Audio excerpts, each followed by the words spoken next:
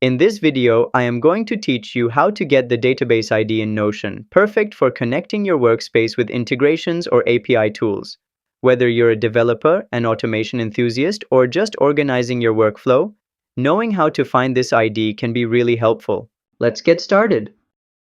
First, open Notion.so and sign in to your account. Make sure you're on the desktop or browser version for best visibility.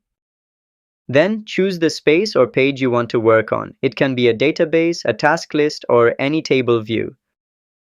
Then go to the URL section of your browser at the top. This is where Notion embeds the unique identifier of your database.